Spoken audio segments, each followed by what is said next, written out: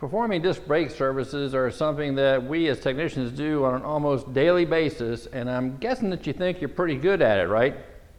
You want to go from good to great? Stick around. That's the topic for this edition of The Trainer.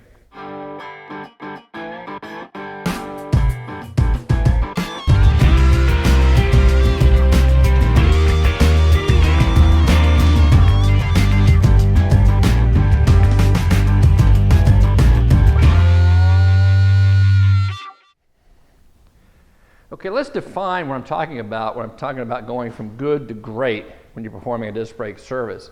This is not going to be a video on how to do a disc brake service. You're all professional technicians. You know how to do that simple task.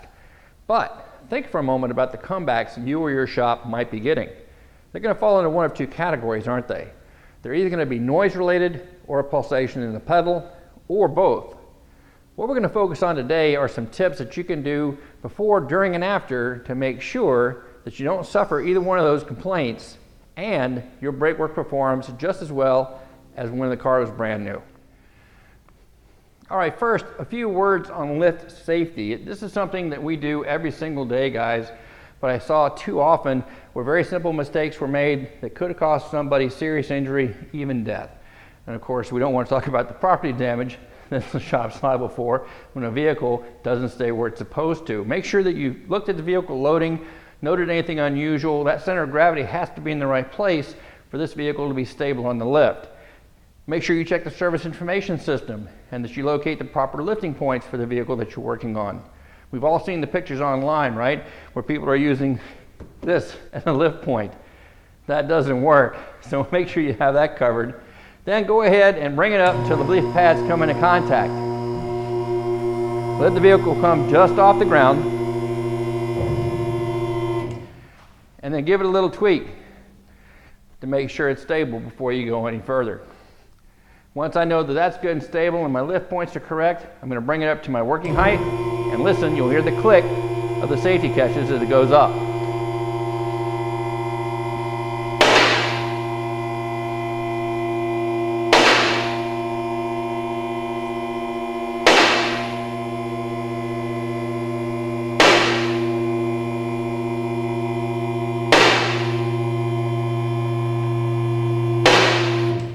Now, once I've got the vehicle up about where I want it and I've heard that click, I'm then going to lower the vehicle without tripping the safety brake so it comes to rest on those latches. This way, for any reason at all, if I lose hydraulic pressure in the system, this vehicle is not going to come tumbling down.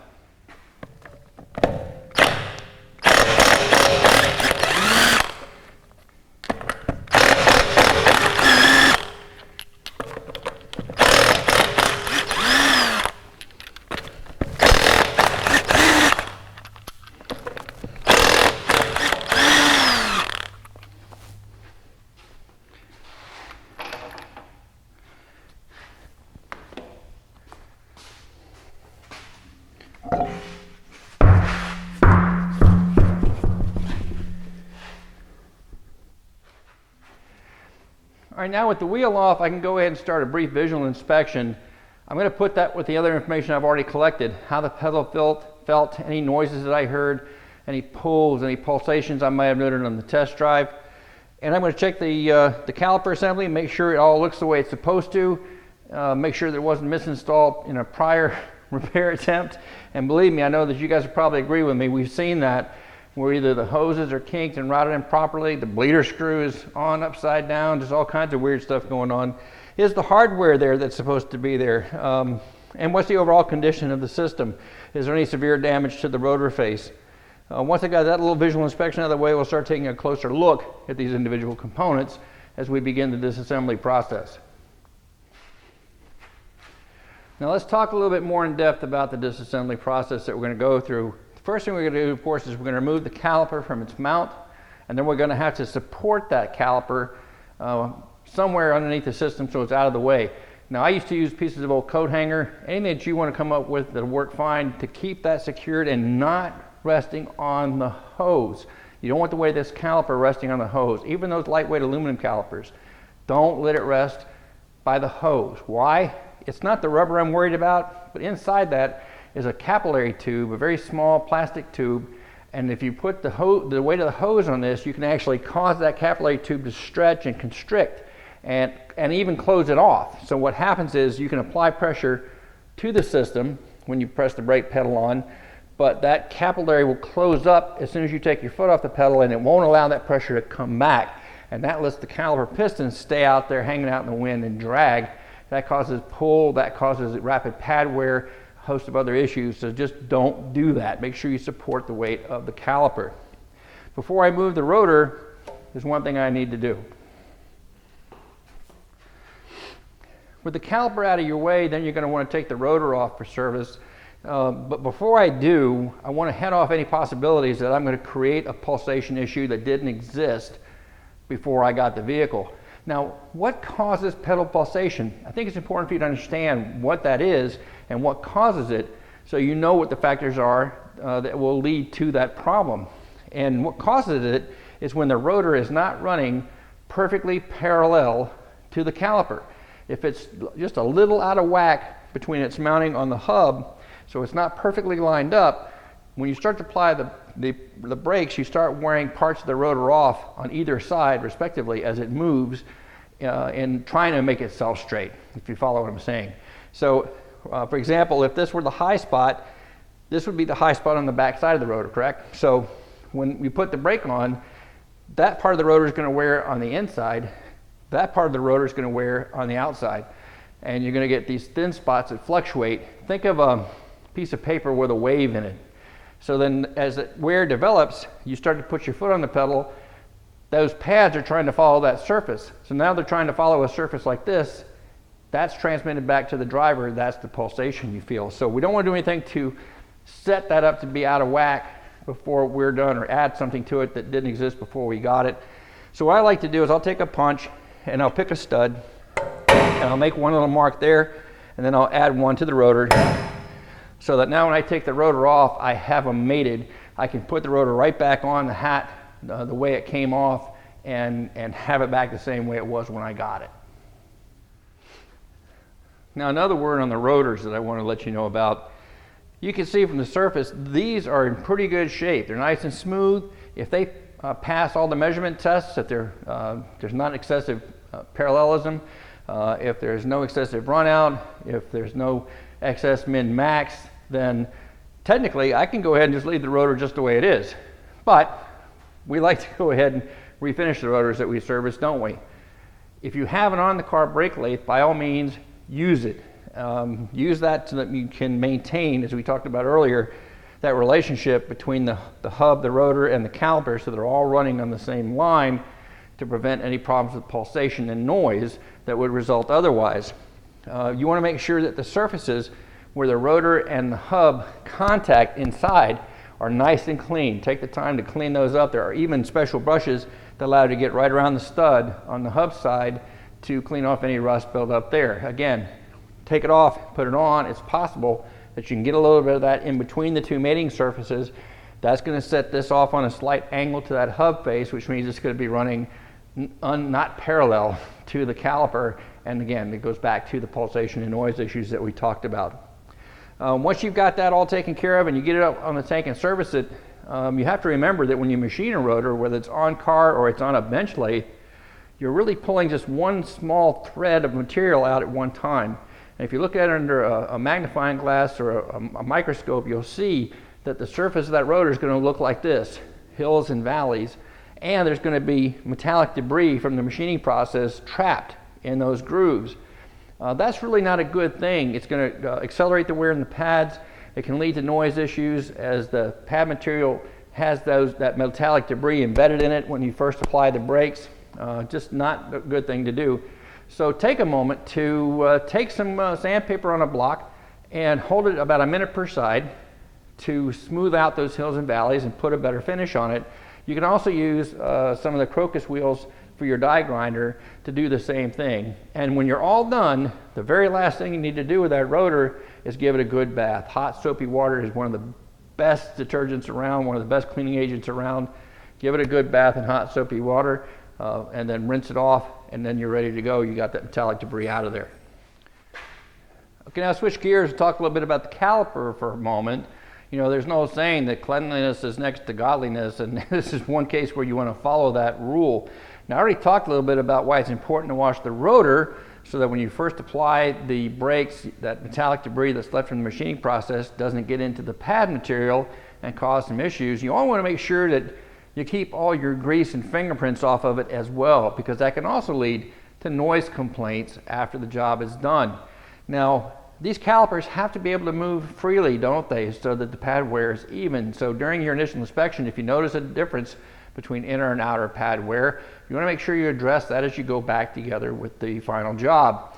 Now, one of the things you can do is make sure that the bores that these caliper slides ride on are good and clean. It's not unusual for them to lose their lubrication or not be lubricated by the last technician who did the job, and then it starts to get some corrosion in there. And you can make your own little hone by just taking a piece of rubber hose, making a slit in it, and then take some fine sandpaper and just kind of roll it. See if I can get that up to you, you can see it. Just kind of roll it up on that hose like that.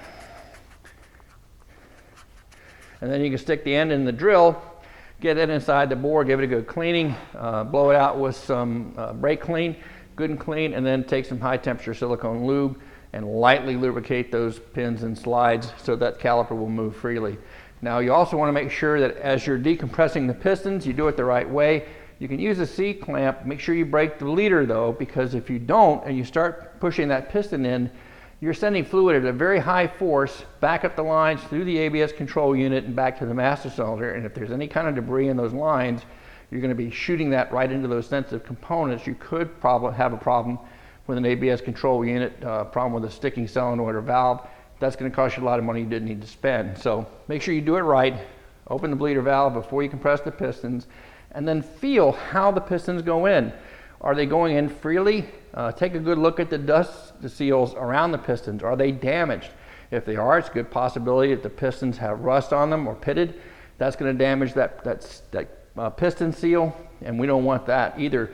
Remember, the piston seal is not only there to keep the fluid in, it's also the primary tool for retracting the piston when pressure is taken off the pedal. So make sure that's in good shape. When you're going back together, some light lubrication where the pins, or where the pads and the caliper touch, and make sure that the anti-rattle and the spring hardware is in good shape. I personally like to use new hardware on every brake job, just like any other component. If the pads are worn, those are worn. Replace them as a set if you want to go from good to great.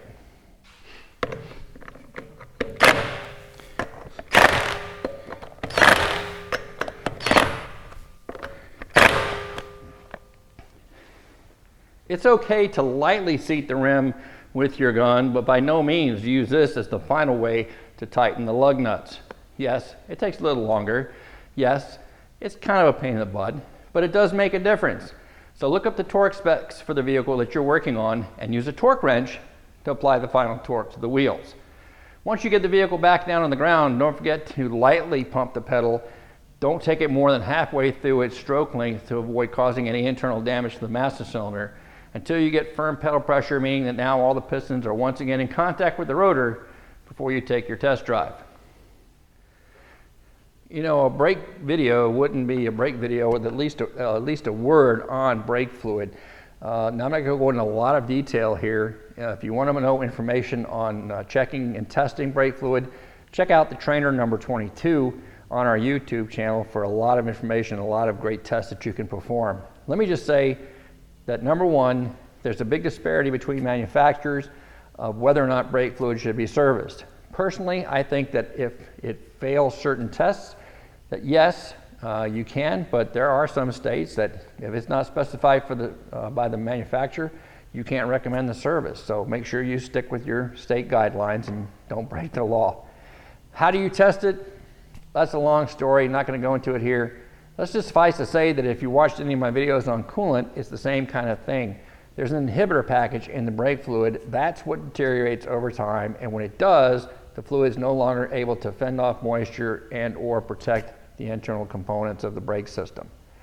Another word, on the fluid level, when you're checking a vehicle that's just in for normal service, resist the urge to top off the brake fluid. You're really destroying a very important safety system for your customer. You see, These are sealed systems, and the only reason we're going to lose brake fluid is if there's a leak or excessive wear. So the fluid level is dropped to minimum. That's an indication something's wrong and the system needs to be inspected and repaired. If you just top off the fluid every time the customer comes in, you're taking away that telltale. Very likely, very possibly, your customer could go metal to metal, causing a lot of expensive damage in the process and never have an inkling of a warning that something's going on that shouldn't be. Well, that's going to about do it for this edition of The Trainer. All the time we got, but like always, I'll see you next month.